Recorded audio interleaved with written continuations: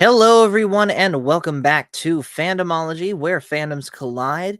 We are picking back up where we left off with our Return of the King discussion. This is part 3. And as always, guys, this is a comparison review to the book. If you guys are new to these streams, of course, we've talked about Fellowship of the Ring and Two Towers, so definitely go check those streams out. And we are going to go ahead and jump right into it. So we left off basically with Osgiliath falling to Sauron's forces after Faramir was trying to hold on to it. And we see this scene between the orc captain and the Witch King saying that it's time to attack the city. Don't stop until everyone is dead. And of course, the scene, what of the wizard? And the Witch King is like, I will break him. And of course, that leads to a very controversial scene that we'll talk about, probably not in this part, but definitely in the next part when we get to it. And then we see Pippin sitting alone in the halls of Minas Tirith, being like, stupid Pippin, why did you speak up? Yada, yada, yada. And Faramir comes in. Come to find out that the suit of armor / uniform that Pippin's wearing used to belong to Faramir. And basically Faramir encourages Pippin that he's going to do a good job. And of course, Pippin encourages him back, saying that perhaps your dad really does love you, etc. And then we get the scene where Pippin is swearing his loyalty to Denethor. And it's a rare moment where we see Denethor genuinely happy. So all of that I just said, Phil, what happens as far as that goes in the book? Well, as far as the book, there's no scene that you see like in the movie when Denethor is chowing down, so to speak. Right, which Good, we haven't it's a gotten good to that yet. add-on. I had to kind of understand where it's going, but Pippin does swear fealty to Gondor. Well, technically to Denethor. So that's there. But the little embellishment there that he does where he asks him to sing and the eating of his food, which is you could say close to medieval. Mm-hmm. That's how people ate in medieval times. If you notice, no fork, no spoon.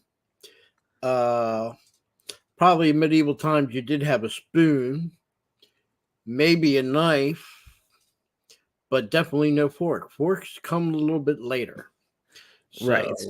So, believe it or not, you could say when it comes to eating utensils, for the longest time, up until the Middle Ages, you ate with your hands.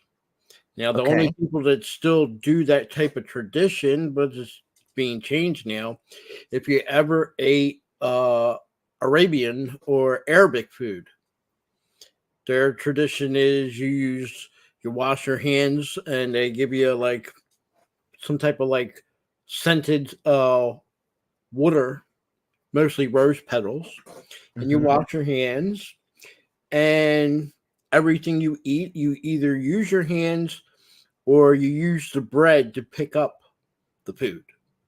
Okay. If you ever get a chance to eat at an authentic Arabic restaurant, which I have, it's a good experience. I've literally lived in the Arabic world for 2 years. So you know what I mean. Oh yeah. So Yeah, that what you see there, how Denethor is eating, is proper table etiquette. Yeah. Only thing missing was a big turkey wing or a turkey drumstick. Then Right. you've Well, been set. well, that's a little bit ahead of where I was talking, Mm. Phil.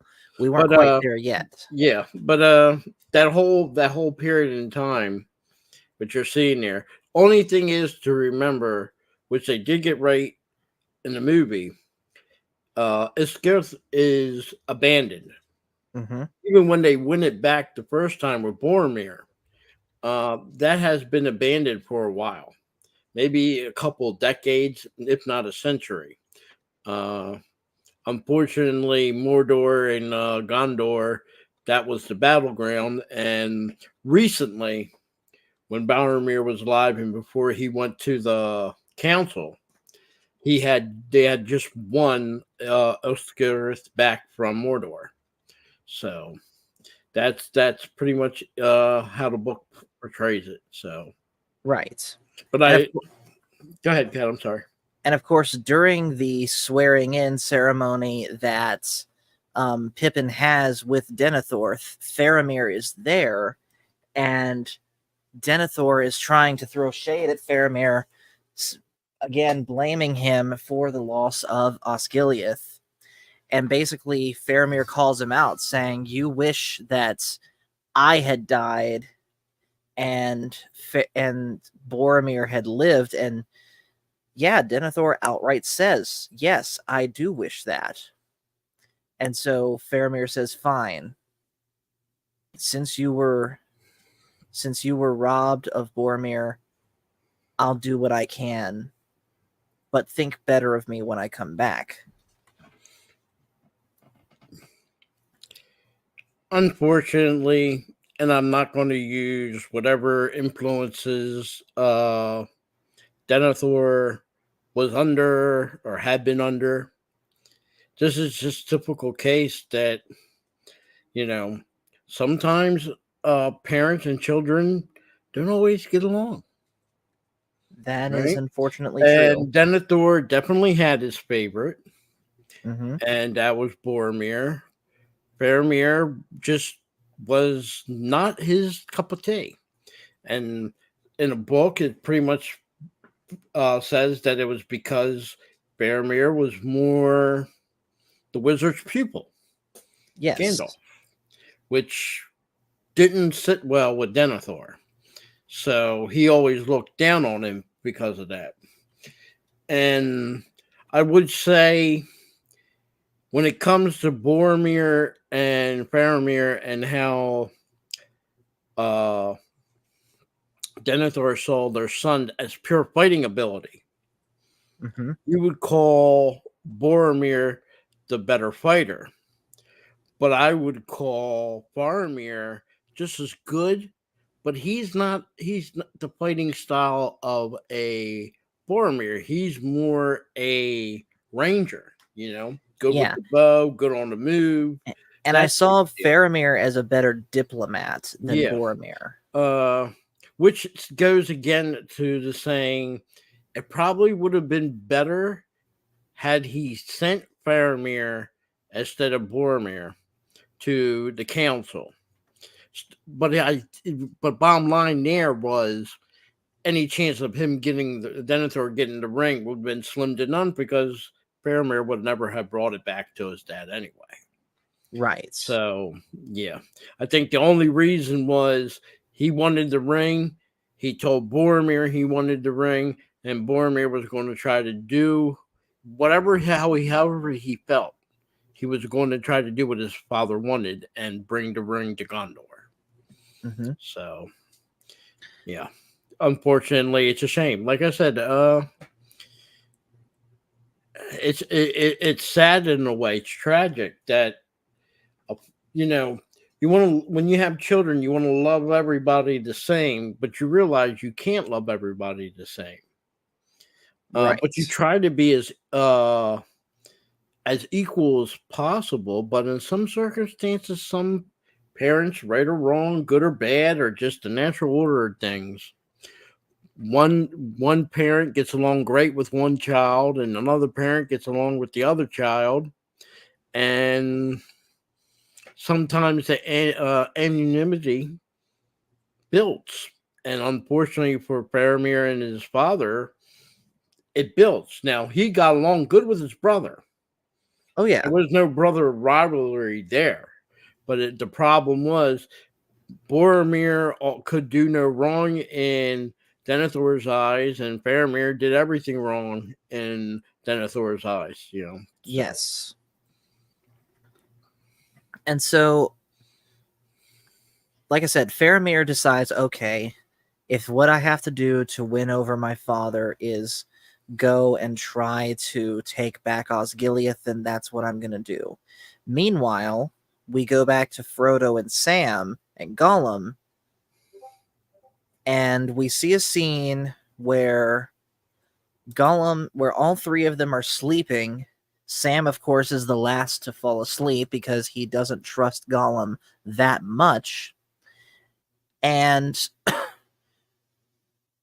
Sam goes to sleep, but we found out that Gollum's faking it. And so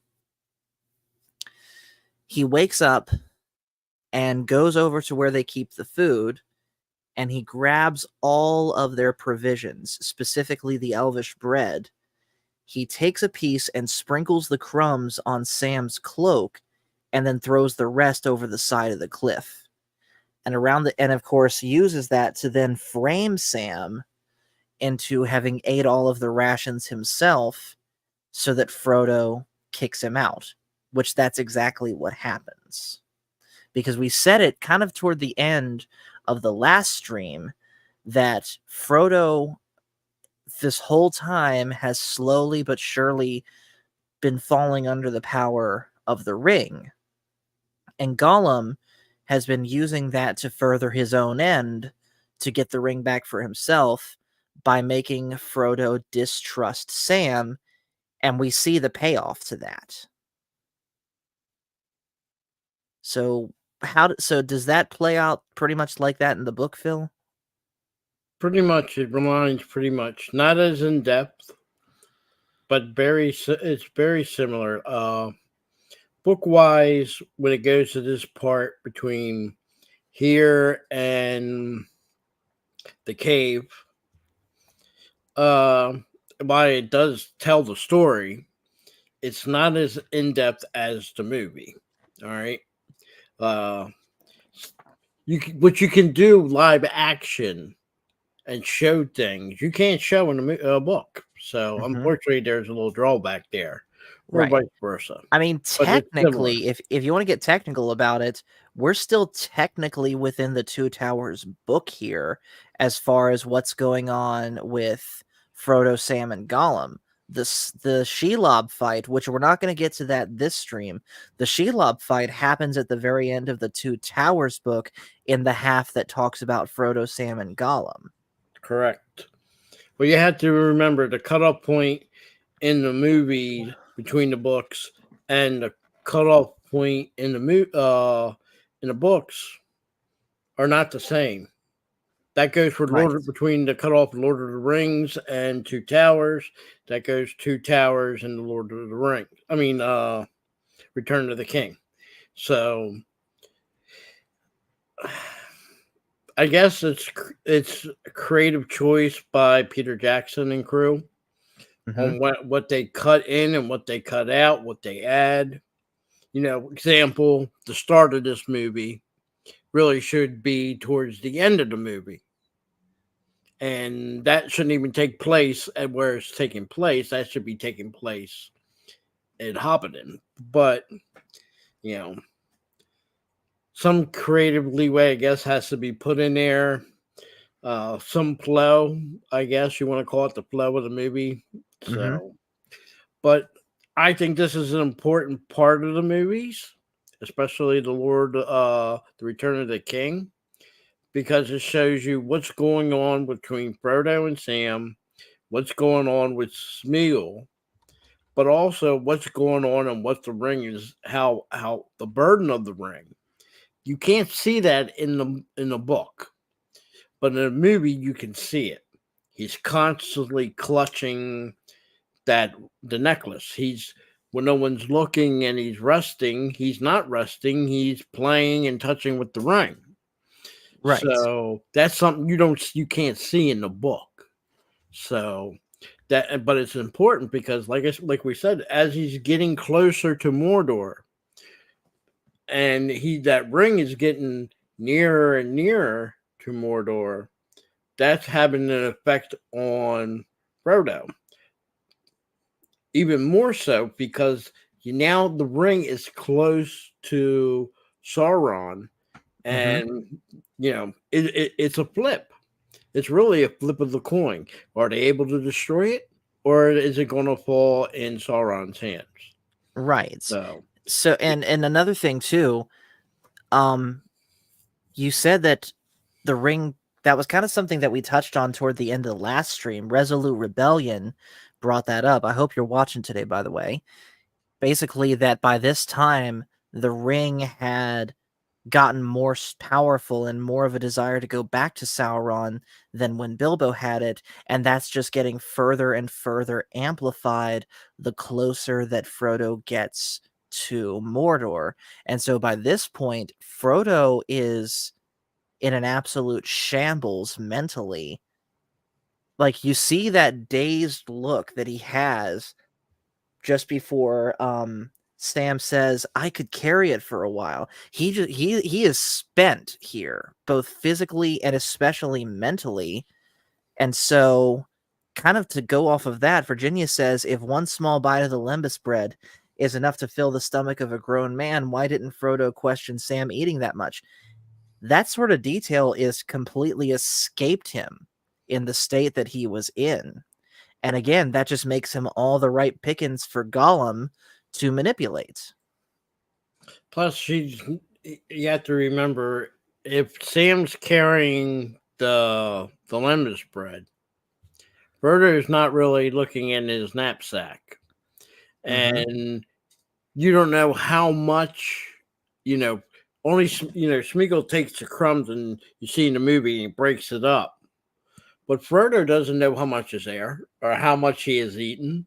And, you know, according to Gimli, he was able to eat quite a few, implied. So, yeah, I would say a guesswork that yeah, a small bite's enough to fill a grown man. But depending on who that grown man is, if he's a big eater like AKA Gimli was, you know, maybe a whole thing of lemon bread is enough to fill his stomach. Right. And don't forget timeline. We have to remember this timeline wise. What you see in the movie doesn't reflect the time. This all takes place from the time he leaves, Frodo and Sam leave Hobbiton and go to Mordor.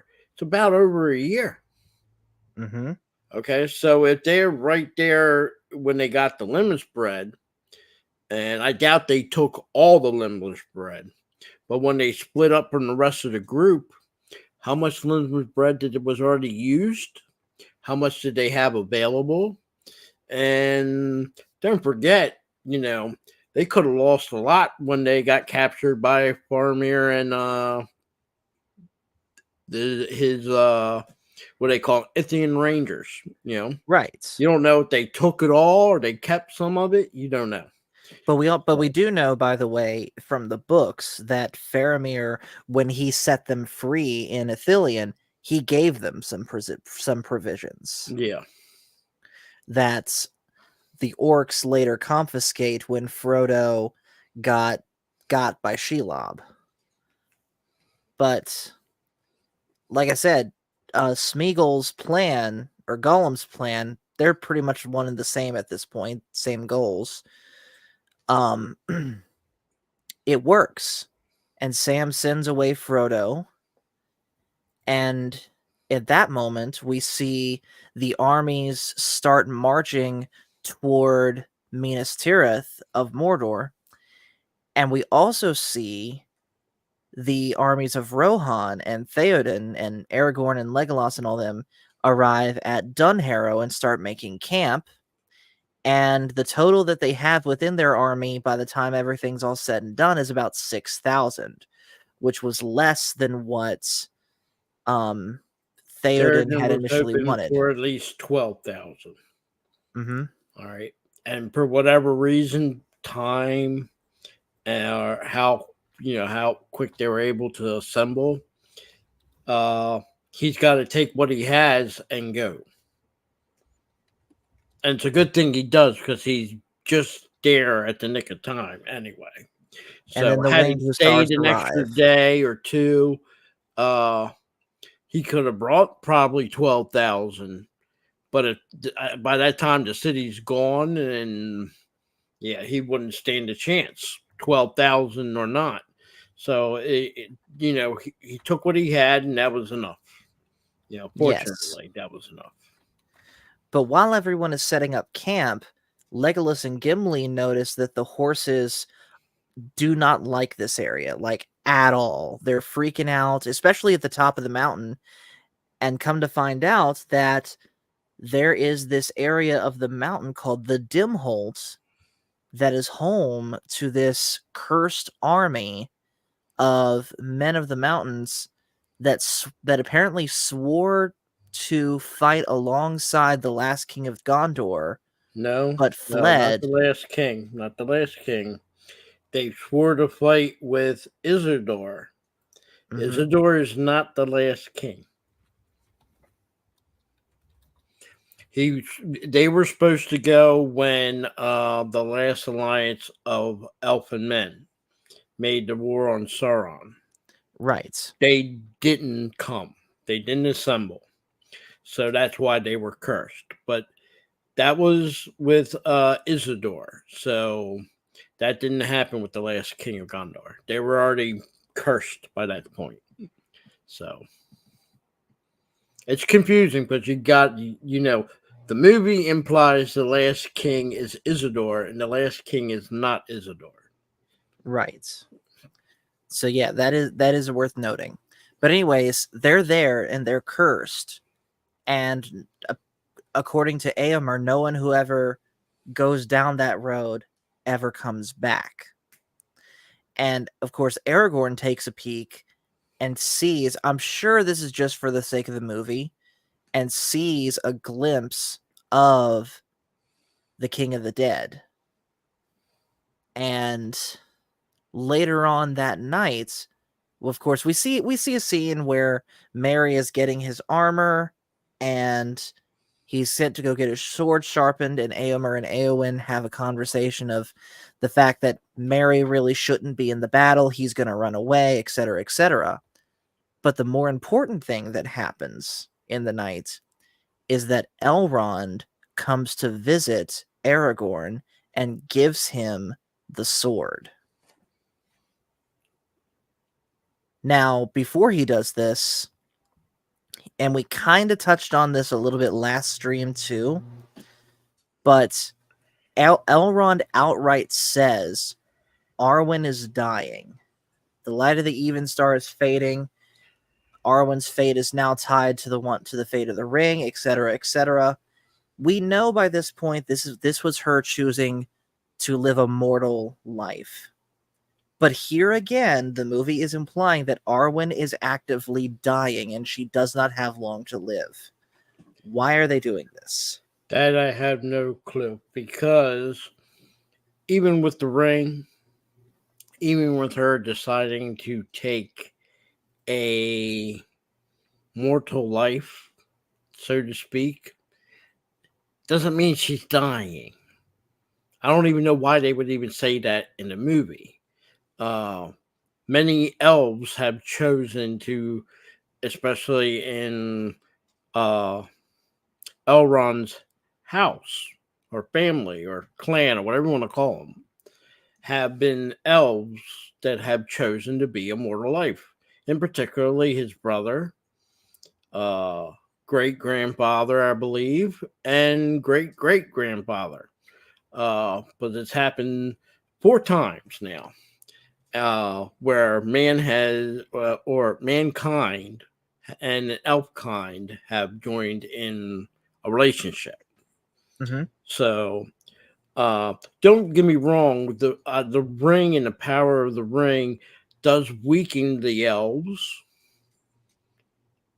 but it isn't that it's killing them. No, no, it's not killing them. But Yes. her fate now, since she can't go to Balinor, well, Mm-hmm. you can say he is right. It's tied with the ring because guess what? She's stuck here. And if Sauron wins, she's going to fall under Sauron's domain, right? So again, the fate of the ring does play a part. But as Mm-hmm. far as like it's killing her, well, it's not killing Gladriel, it's not killing Elrond, it ain't killing Legolas or anybody else, right? Correct. Okay. Uh, and again, I guess they had to use that implying because she's not going to Valinor. You know, not everybody gets called the same time. Again, you have Legolas running around like he's happy and joyful and able to do things. Uh, he's not worrying about going to Valinor, right? But then again, he's of the kingdom of Thranduil, and we really don't hear about them getting called, do they? All the elves get called. The first time and this last time, all the elves get called. In the Okay. end, there's going to be a point in time in the fourth age where there will be no elves in Middle Earth. They all will be in Valinor, even those that the first time refused to go. Okay. That's why it's now considered the age of men, because now Middle Earth, you're not going to have elves no more. So it's going to be pretty much men, dwarves, and whatever else. And that's it. You know, elves are gone. They're now in Valinor, and since the fall of Numenor, Valinor ain't even. Let's just put it to you this way: You can't even get to we it. can't go there, but if they still want to, they can come here. The Valinor can come here. Right. So there's a difference. But implied, it's the elves are going to be gone. So, and it has nothing to do with anything other than when they hear the call and it's their time. Not every elf gets called at the same time. Mm-hmm. They go. So, but in this case, uh, Elrond's daughter, Arwen, doesn't want to go because she wants to stay with Aragon. And don't Which you forget, her son that she eventually has with Aragon is half elf. He Yeah. will also be able to make the choice if he wants to stay or does he want to go. Now, when he has to make that choice, that can be a few hundred years into his life, if he lives that long. I don't know how long they plan since he's still more half elf than he is man. But let's just say he gets 300 years. Well, he don't have to worry probably about 200 years before he has to make the choice. Okay, do I want the fate of man or do I want the fate of an elf? So, and that choice is going to get passed down to every other descendant. They all get to make that choice. They're all going to be able to get that choice. So, and don't forget, Aragon, being that he's from Numenor and technically a descendant of Elros, though he doesn't get the choice, he still has, though it's much diluted, elf blood. Mm-hmm. It's diluted, but it is still there, Right. thanks to Elros. So, So, of course, during this conversation, this is also where Elrond tells Aragorn that he's going to be outnumbered riding into battle at Minas Tirith. Because while they do know about the armies marching from Mordor, what they didn't know this whole time is that there was an army that is sailing from the south on the black corsair ships that would strike from the river. And that in order to get more men, Aragorn had to call upon the army of the dead, which Aragorn says, "Why? They won't listen to me. They won't listen to anyone." And that is when Elrond brings out Anduril. Now let's get the obvious bit out of the way. We've already said it a few times over the course of these Lord of the Rings streams. Yes, Aragorn was supposed to have Anduril the whole time. And I The believe you said broken it, Phil. piece. The broken piece. Right. The hilt and what remains attached to the hilt. But the actual shards that's still there at Rivendell with Mm-hmm. Elrond. Now, remind me, didn't you say, Phil, that when the Fellowship left from the first time, from Rivendell, by that point, Anduril had already been reforged? Yes, and you have to read the books. It's not in the movie. It's not in the special edition, but it has been reforged. Okay. Now, up until that point, you can see if you need a visual, I suggest watching the animated version of the Lord of the Rings, and you'll see that Aragorn is using the sword with the broken shard. All right. The other broken pieces of the sword is technically still in Rivendell, but before he leaves Rivendell to go with the Fellowship, it is recast. So he already has that sword. Right. And But again, if you ever look at him in the fight scenes, the sword that he carries, when you see him in Helm's Deep, when you see him in fighting, like when he was fighting the riders that when they're on their way to go into Helm's Deep, when you see yeah, him in Khazad-dûm, that's not Anduril. That's just a random sword. that is a random sword. That is in the movie, but in the Mhm. book, it is the shards and also, you know, Well, reforged. so I've already said before about how I really like that quote random sword that he carries. In fact, I'm going to try and get a replica of it, but um it's also worth noting, do you remember the scene in Two Towers Hmm. where the King's Guard is requesting that the three hunters and Gandalf disarm themselves? And of course, in the movies, they do so with no problem except for Gandalf's staff. I do remember reading in the book Aragorn objecting to giving them Anduril. Well, I will say, since we're going by what Token right, so I'm going to compare it to history. Hmm. And this might be a little myth, but I consider history. King Arthur never parted with his Excalibur. Right. Okay. Now, basing upon what Tolkien was writing, uh, from ancient times up until medieval times, knights in particular, when they were given the sword, because the sword is a very valuable, something that's not really given to anybody. It's very, a poor person would have a bow, a poor person might have a spear. Okay. That's it for a poor person.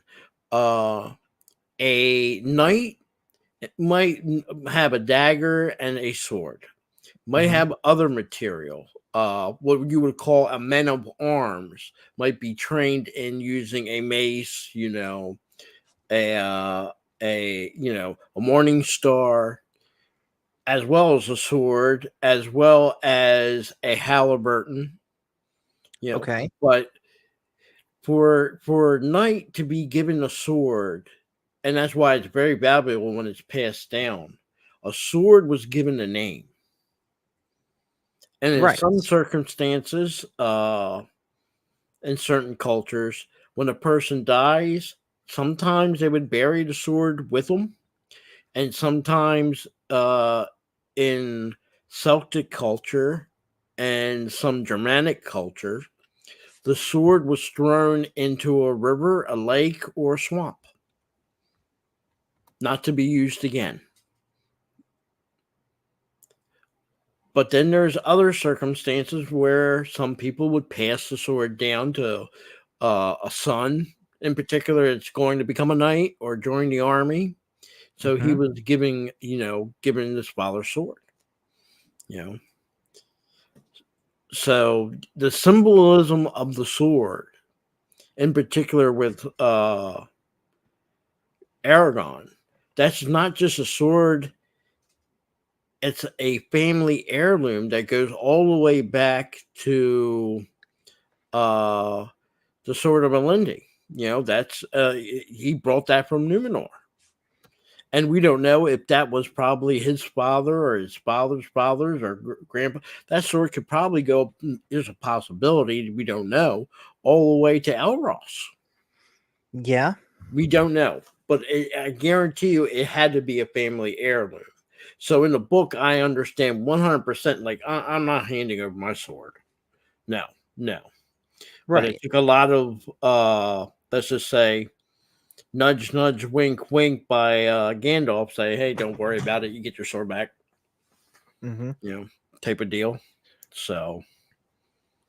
So, of course, as soon as Aragorn gets the sword and he starts setting out in preparation to go down the Dimhold Road, as he's packing his horse, Eowyn comes up to him and tries to convince him to stay and basically admits that she loves him.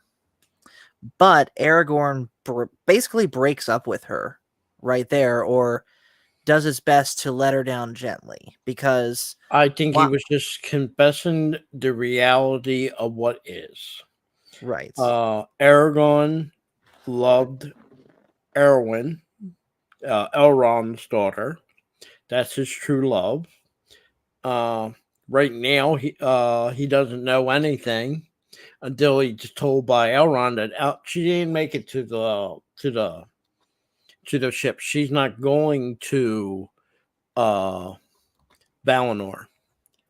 So his true love, and let's be honest, he has never, hit on her, never did anything to imply a romantic feelings towards her.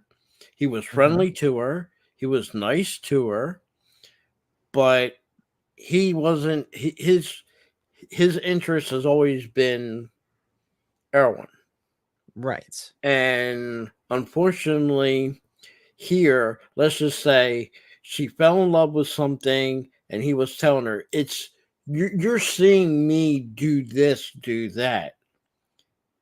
It's like somebody like a sports a sports star. You see him do these wonderful things on TV, okay? But you don't know the person in real life, how he is day in, day out. Hmm. And that's why he tells her it's a shadow. You're not, you might think the person you are falling in love with is me, but that me that you're seeing isn't me. It's pretty much made up. Exactly. It's sad that happens to a lot of people, but I think he did his best even from the get go. Uh, I don't think he ever intended, even I know some people would say, well, he maybe thought since Arwen's going back to is going to Valinor, he needs new interest, and this is the interest. No, I don't think he ever thought that. No. And even if he never saw Arwen again, I don't think he would ever I don't think he would have been a person that the way he felt, no one was going to replace her, and he'd just rather be a ranger in the woods than you know, be with somebody that he really didn't. I don't want to say. How can you put it Yeah. nicely? I, He didn't think of her that way. That she was thinking of him. That's the best way to say it. right. So Aragorn, of course, we know, tries to leave, and he tries to leave specifically by his on his own. But Gimli, of course, stops him and is like, "Dude, where are you going?" And Aragorn says, not this time, but Legolas and Gimli aren't having it, and they're like, "Dude, we've gone with you this far. We're going with you." And of course, Aragorn lets them, and they vanish into the night, and the soldiers don't understand. And I like this scene where one of the captains is like, he leaves because there's no hope, but Theoden corrects him. He leaves because he must. And one of the men, I think it was the captain, says, "Why are we doing this then? There's no hope." And Theoden's right.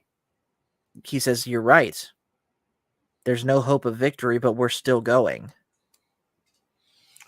Sometimes, and we see this throughout history in real life,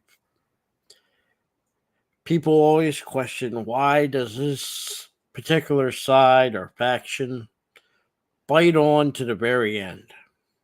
Mm-hmm. You don't have no chance. You don't have. Uh, Sometimes it's better in their eyes because we can't really put ourselves in that predicament until we're there in that predicament. Okay, and sometimes it's better to fight on, knowing you don't have a chance, knowing that you're going to get beat anyway. But it's better to fight on and do what you're determined to do than to say, okay, I give up. Right.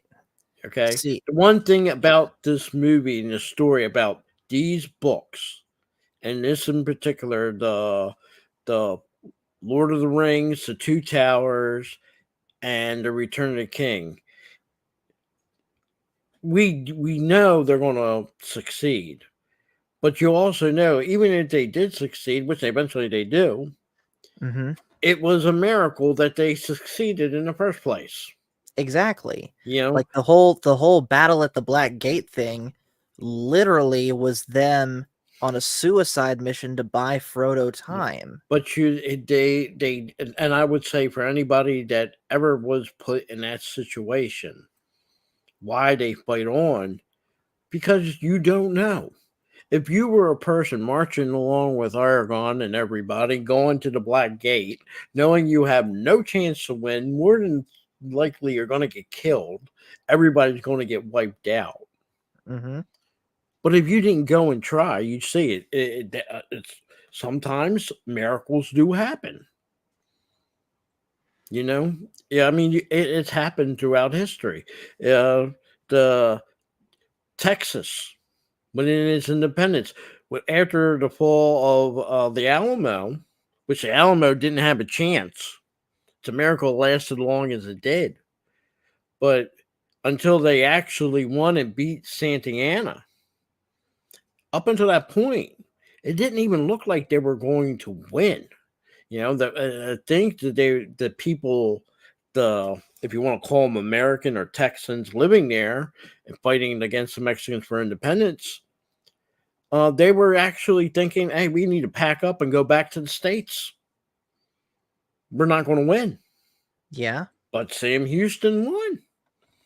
he You did. know, that's the lesson you have to learn. But sometimes some people, and you might call it honor, it might call I don't know other term to use for it. Sometimes it's better Duty. to fight on to the bitter end. And I will guess some people would say maybe they will want to live in a world where they've been defeated. The defeat is worse if you survive and been defeated, then it's probably in some people's mind better to be dead than be alive at that point. I Right. don't know how to think that way. I don't know. I can understand it. But unless we're put in that position, we can't say one way or the other. So, you know, like I said, the this part when it comes to that, and really throughout the whole entire story, man, it's nothing looks like it's going to work out the way it does work out. You know, that's the best way of saying it. So, Right. So while this is going on, we see Faramir fully armored up, by the way, and his men are riding out through the city, and they're heading toward Osgiliath to try and take it back. And it's treated as a very, very somber thing. All of the people of the city are there to see them off. They're laying flowers in the road for the horses to walk over. They're handing flowers to the soldiers. Basically, everyone knows that they're basically riding out to their death. And sometimes in certain circumstances, people question something like that. You mm-hmm. know, you have no chance, okay? But he's pretty much, Faramir's told by his father, yeah, take it back. Which probably, if you're looking at it with rational eyes, the best thing to do is not waste your men trying to take it back what's already been taken.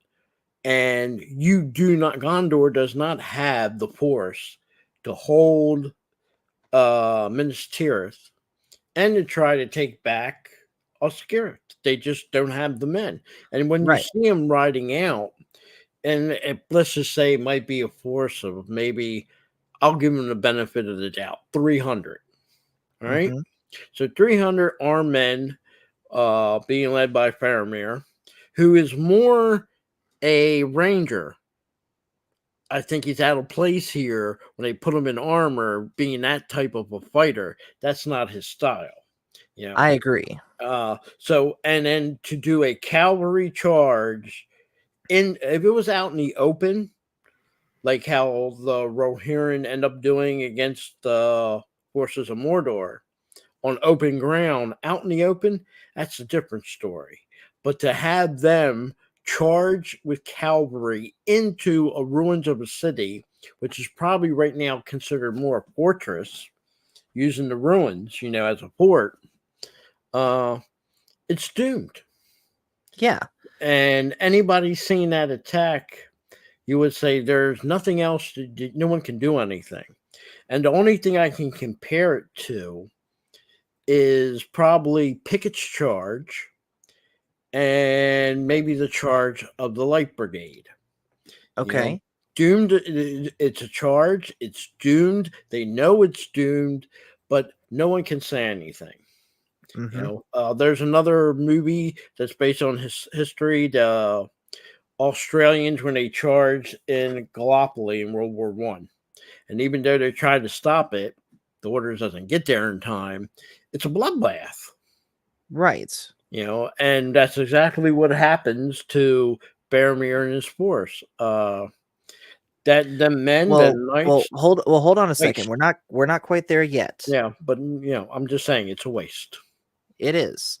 And Gandalf, of course, catches up to Faramir and tries to stop him, but Faramir is just so resolved to the cause at this point that he says this basically okay, so I'm going to use an acronym from my friend Nate, and the acronym is FIGMO. Now, I can't say what the F stands for because my grandmother could be listening, but I'm basically going to say for the purposes of this stream, the acronym stands for F it, got my orders. Well, when you're given an order, and technically Denethor's in charge of Gondor, not Gandalf. He gave him the order for him to take back the city.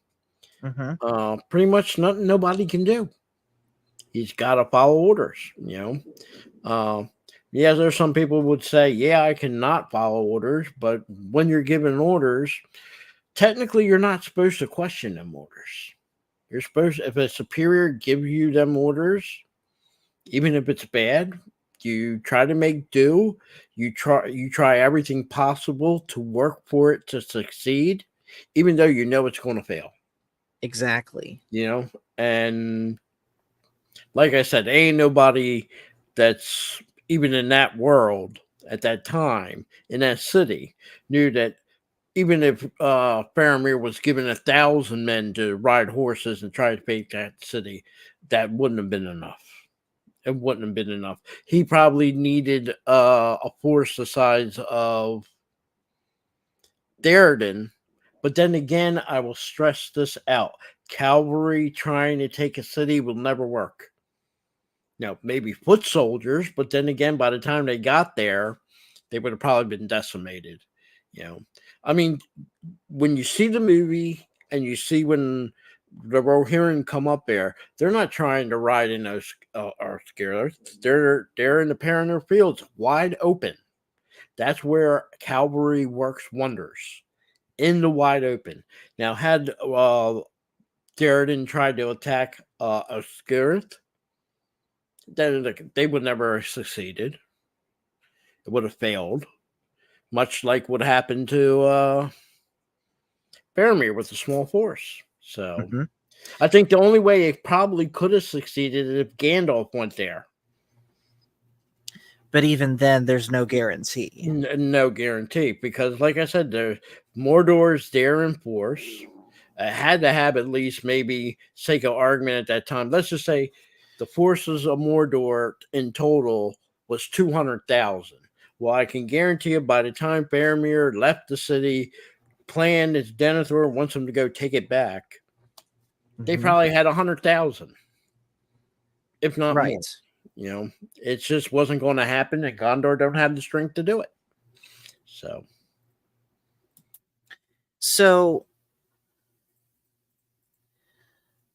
one more thing though we got to talk about in regards to all of this is the scene that I said at the end of last stream was probably my least favorite scene in this entire series. And you've already talked about it a little bit, Phil, but now we're going to get into it. So, real I'm quick. going to hear you, but read the message. Okay, I saw it. So, we're going to get into this. So, the scene where Pippin sings as the charge happens and Denethor is eating his food. So, we've already seen Phil talk about how that's technically correct for the type of medieval type setting that is, where he was eating with his hands, he wasn't eating with any silverware, the food he was eating was accurate, and so on and so forth. And that's not my problem with it. My problem with it is that I think that the messaging that they were trying to convey with that scene was a little too forceful. What I mean by that is this. Faramir just sent his only son at this point to die. And we see, of course, that happen later in the movie. It was an absolute massacre at Osgiliath. Faramir basically comes back presumed dead. And Pippin is singing a very sad song about... Honestly, I'm not even sure what that song is about. I'll wait till Phil gets back to ask him that. But while this is going on, we see Denethor basically enjoying a meal literally in his ivory tower. Basically just a way of showing that he's not truly aware of what's going on the battlefield, not truly aware of what he sent his son to do, or even worse, he is aware and wanted his son dead, but I don't think so. And we see him like intentionally breaking the bones of the chicken legs and such that he's eating, and just eating in a really gross way. Which again, fair enough. Everyone's got different table manners. But why in the world did they need to show us a close-up shot of his mouth as he's chomping down on food? And I get why. because they wanted that shot of him bleeding from the mouth as he was biting down on the tomato right after his son got shot. But again, it's like, dude, that's gross. And again, I just think that the messaging behind that was a little bit too much, in the sense that I like the message, but they were too heavy-handed with it. The message of those in the ivory towers send off, the underlings to go and fight for them.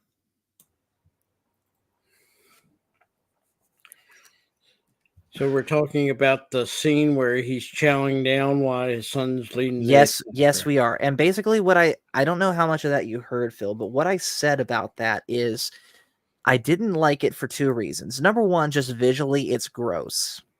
I don't like seeing the close-up of a man's mouth as he's having bad table manners. Number two, I get the message that they're trying to show here, but I think they were a little bit too heavy-handed with it. The message of those in the ivory towers sending out their underlings to fight for them, and really not caring about the human toll that it was taking. Well, let's just say you can see Denethor isn't at that time thinking about reality. All right. His son's leading an attack, and he's sitting down and wanting to be serenaded while he's eating. Not unheard of in medieval times. Not unheard of. And not unheard of while people are out there fighting and dying. Somebody with the higher power is off doing things that they probably shouldn't be doing. Okay. So, yeah, I can understand it in a way, but it is kind of, even you heard the old story, Real quick, fiddled while Rome burned, I think so. Yeah. So, Which, real quick, DJ Ronnie G, what's up, man? I still don't get why you call him a nerd. Because he is a nerd. And Okay. he's a turtle man, and he's got his turtles raised so they can end up in my snapper soup. Fair enough. But while you were saying... But I will tell you where you and me differ. I actually like the scene because, again, it shows how far Denethor... First of all, Gandalf pointed out right away. If not before, where is Gondor's armies? He hasn't fully assembled all Gondor's army. All right. Right. And he's like, where is, what's he doing? Well, we know because reading the books and everything, not from the movie, but from reading the books. Pretty much up until this point, he doesn't care because he already seen the glimpse of the black ships in the Palantir. Mm-hmm. All right. Now, where this kind of takes out from that, it doesn't show him really in despair or worried or concerned. It shows him actually excited. He, in a way, I think he actually thinks maybe Faramir is going to succeed. All right. But we know he isn't. Right. But he's, if you knew you had 24 hours to live, the earth is coming to an end.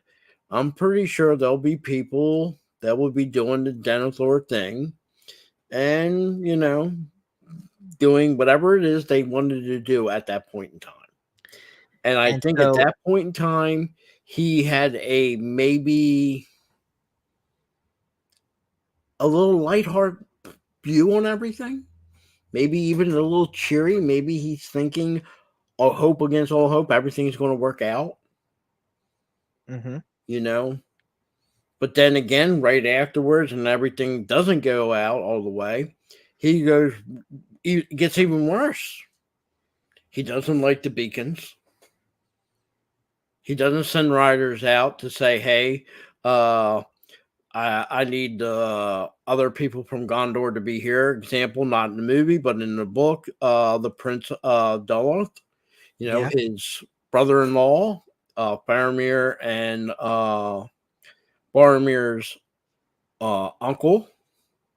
Mhm. There's a lot of places in Gondor that, you know, like I said, even book and movie, he hasn't assembled everybody yet. Right. And like I said, it seemed negative all this time. But in this movie, when it comes to this point, he's automatically positive all of a sudden. He has an appetite. He wants to be serenaded. Either he knows what the reality is, but he's not wanting to realize it, or he has a momentary moment where he thinks, "Oh, it's not that bad. Everything's going to work out." I think it was a symptom of his crumbling mind. Mm-hmm. Because at this point, it's pretty well established that Denethor is insane. And he just gets more and more insane as the movie goes on. But anyways, while you were talking about all of that, it just occurred to me that I need to play this clip.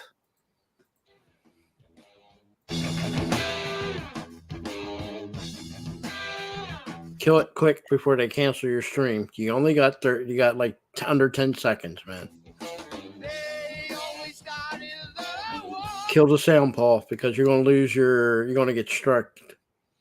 You only got 10 seconds. In fairness, I did start it a little sooner than I wanted, but I played that to make a point. Politicians hide themselves away.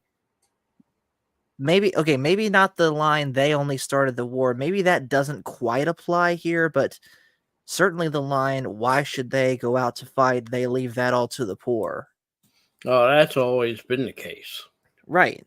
And That's here we always are been the seeing it. case. And here we are. 2024, yeah. Bill Clinton dodged the draft and ran to Canada instead of going to Vietnam. That's not make believe. That's not storytelling. It's fact. Also, When another thing somebody's too. in power or close to power, they tend to have the ability to choose what they want to do. A poor person doesn't. Okay. A rich person, not all the time, but sometimes they would do what Bill Clinton did. But there are some people of high status that says, nah, I'm going to do my duty.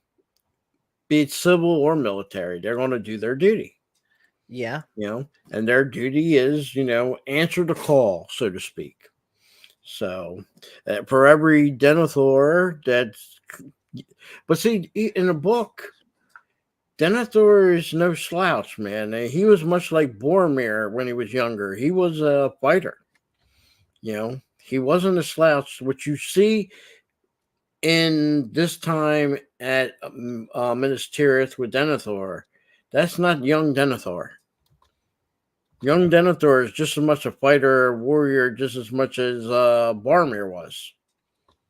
So, sometimes power corrupts. Let's just say that. That's probably the Yes. best.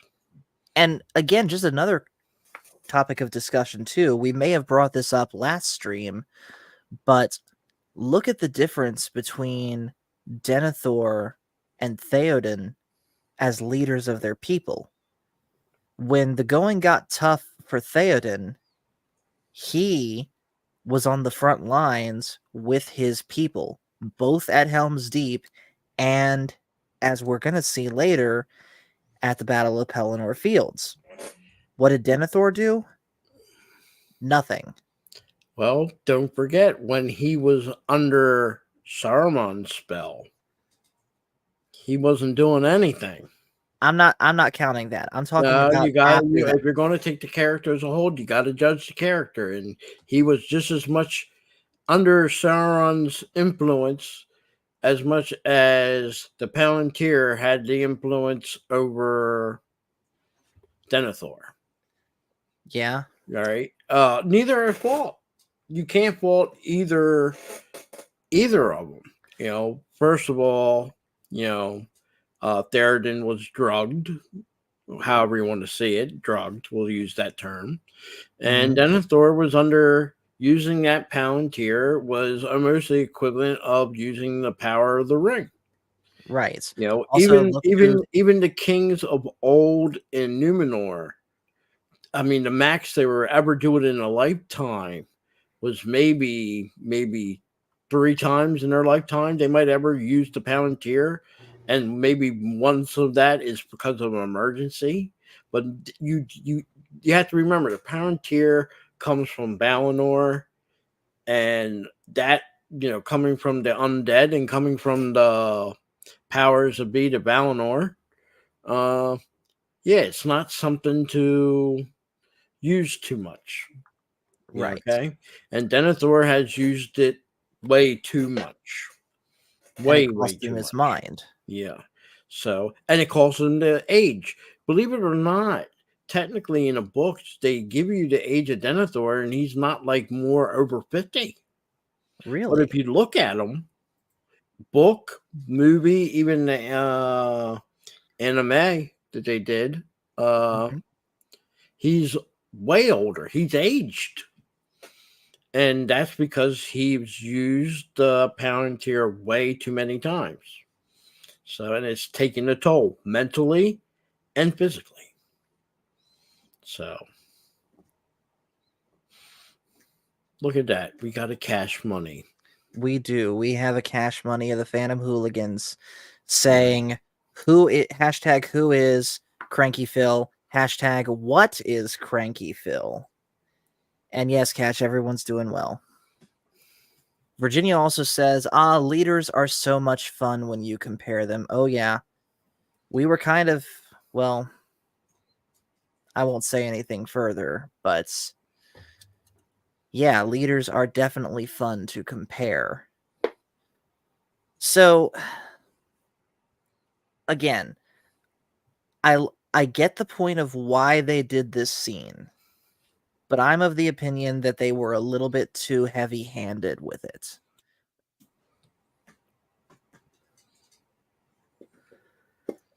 You know, Hold on, DJ. What are you talking about shaving? Actually, don't answer that. I don't want to know. but yeah, I mean, for me, it's not that long of a scene. I can tolerate it. It's not that, isn't bad, it isn't good. Could have been cut, sure. I just think it was a part of the scene that made Faramir's charging Oscar a little bit float a little bit more. That's all. Right. You know. What else could you put in there when he's doing that? Honestly, I don't think you need to have put anything. Just Well, him just put simply charging like that. well, hold on. Let me clarify. Keep the song, keep him eating. Just take out the close-up shots of his mouth. Are you just upset with the way he eats, It's gross. Paul? There's some people probably looking at some things you do, and we probably won't mention here now, that would say that's gross. The man's eating, and you might not like how he eats, but back then, medieval times, that's how people eat. If a cherry tomato pops in your mouth, it's gonna pop in your mouth.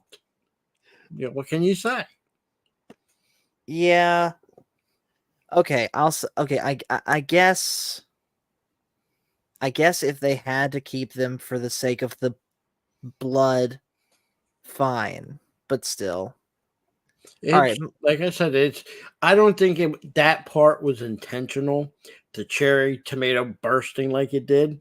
I just think it happened while the actor was doing that, and it just figured leave it in there. right. You know, again, I mean, today you have a fork, you have a spoon, you have a knife. Okay.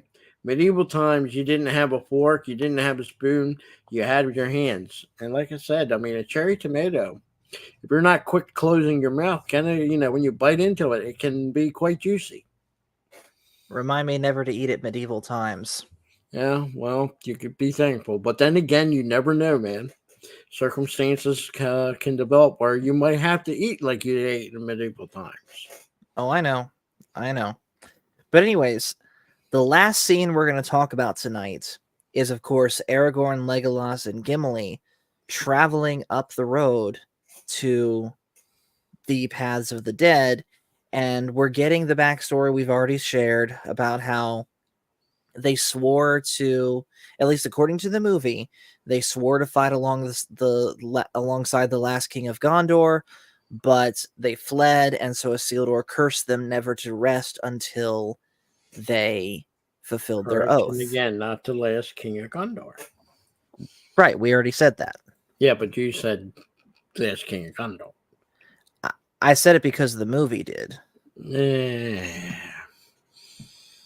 Right, I agree with you. It's wrong. I know. But my side was because of the movie. Well, even them, they don't even say that he is the last king of.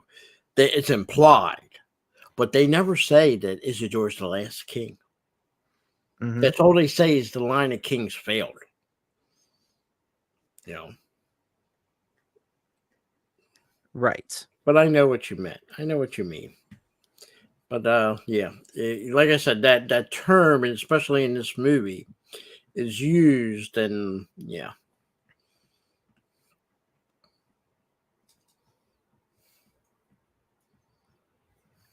So they get to where they're going. They get to the door, and they read it, quote, "The way is shut. It was made by those who are dead, and the dead keep it. The way is shut." And of course, this huge gust of wind comes out the door, and the horses get scared off. And at that moment, they all walk inside.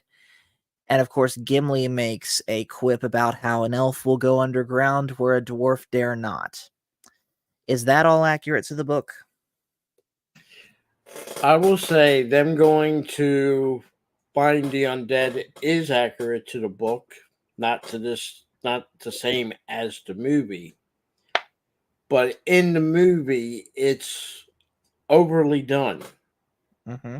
Okay. Now, yes, he's going there to get aid, but it isn't the overwhelming power that we see them that they are. Okay. Uh, Okay. when we get to when they go to the ships, we'll talk about it. But I will say it's from the point of them going there to the point of getting them at the fallen or the whatever you want to call it, the king of the undead. All Mm-hmm. that, yeah, that's pretty much not word for word, not scene for scene, but it's pretty darn similar. It's close. I'll give them credit for that. Okay. So basically, the scene ends with them entering the tunnel, and that is where we're going to cap it for the night. So we're going to pick it up, I guess, with them in the Paths of the Dead, confronting the King of the Dead, and we'll just go from there. This is likely, I was telling Phil about this before the stream, this is likely going to be a 5-parter, but you know what? There's so much happening in this movie, and there's so many things in the book that we have to cover that this is just how it's going to be. So next week, Monday, the 6th at 9 p.m., we will continue where we left off. Sound good, Phil? Sounds good to me. And to everyone out there, uh, yeah, me and Paul brought up a lot of stuff this on this episode and previous ones. Uh, Again, don't take either or word for word. But if we say something and you want a question, go ahead and read the book and watch the movies. I recommend the extended ones, Mm-hmm. and see for yourself. Anybody can tell you how they feel, what they think, but it's always a little bit better to do the research, do the reading yourself, and finding out. It's good to have something you can say. Well, this person said this happened in the book. Let me go see. Oh, it did happen. I never knew that. Or this happened in the movie. but I never knew it happened into the movie. Right. Again, we're specifically talking the extended versions, not the theatric release. So some of the stuff, unless you're watching the extended version, you wouldn't have an idea what we're talking about. So, but again, it does pay to read the books and then compare it to the movies. I will even say we even managed in the previous streams and in probably our future couple streams to finish it out. There's going to be some things that you're going to only can find if you read the writings of Tolkien, called the appendices and his letters. And that plays probably more huge on what we probably discuss in the books and the movies Hmm. than the actual book itself. Right. So So, to sum up what Phil is saying, guys, if there's one thing we want you all to take away from these streams, go read the books. They are definitely well worth it. you Real quick, DJ Ronnie G asks, plans for May 4th? That's a Saturday. I am working that day, but I might do a special Star Wars stream that day. I don't know yet. But the streams that are definitely planned, let's go ahead and get into those real quick before we go. So tomorrow, we're doing a little bit differently with beginner series than what we've been doing, where myself and my friend Nate are going to get on here and do a beginner series type stream on world history. Because technically, historians are a fandom of themselves, but fandoms of actual events. And so we're going to talk about that and why knowing world history might actually help inform, telling stories. Like, for example, I kind of referenced it earlier in this stream, but the Winged Hussars, right, Phil? Yep. Riding in at the Helm's Deep and at the Pelennor Field, that was an actual historical event that J.R.R. Tolkien took inspiration from. Yep. And So, remember, when it comes to history, you don't have to be college educated. You don't have to have a degree in history. You can educate yourself in history simply by reading, researching history, and you can know as much as sometimes as a person that spent 4 years in college. exactly. Not only Yeah. that, but you That don't. history is the only one out of any of your academics that you really do not need a higher education. It's nice to have, don't get me wrong. I'm not saying it isn't. If somebody wants to have a degree in history, go for it. But I can speak for myself and I can speak for other people. Sometimes a person can educate themselves just as well and be more knowledgeable than somebody that even has a college degree. History is the one. You can't do that with science. You can't Mhm. do that with math. You can't do that with writing. Right. History is the only one you can do. You can, if somebody even wants to pick it up for fun, you can pick up history. When once you learn it, you learn it. And the reason I Exactly. can say is you're talking to somebody that since the sixth grade, after the sixth grade, I never had to study for a history exam test or anything after the sixth grade because I already knew and learned it. How many times does a person need to be told the To Declaration of Independence? July You learn it 4th, one time. Once you learn it, 1776. you got it in your head. You know, Exactly. And here's the so thing, and here's the other beautiful thing about history. You don't have to become knowledgeable about absolutely every area of history. Pick something that you're interested in and just study the history on that. Like, for example, say you're interested in music. Go read up on music history. Say you're interested in firearms. Go read up on firearm history, etc., etc. And so we're going to touch on those sort of things a little bit tomorrow night at 9 o'clock. It'll be me and Nate. Phil, I can send you the link to that stream too if you're available. No pressure on that one though. message me tomorrow. Let me know, and I will tell you. If it's around this time, I might be able to do it. I'll try. Let's just put it that way. But put me down as strong, maybe. Okay. Okay. So that's what's going on Tuesday. Wednesday, we're doing something for the very first time. We are having a special Smash Brothers tournament that will be broadcast on Fandomology. So what's going on with that is our friends from Team Danky Kush, TDK, will have Smash Brothers tournaments amongst themselves every so often. And for the first time ever, we're going to be broadcasting one of those tournaments live for you guys.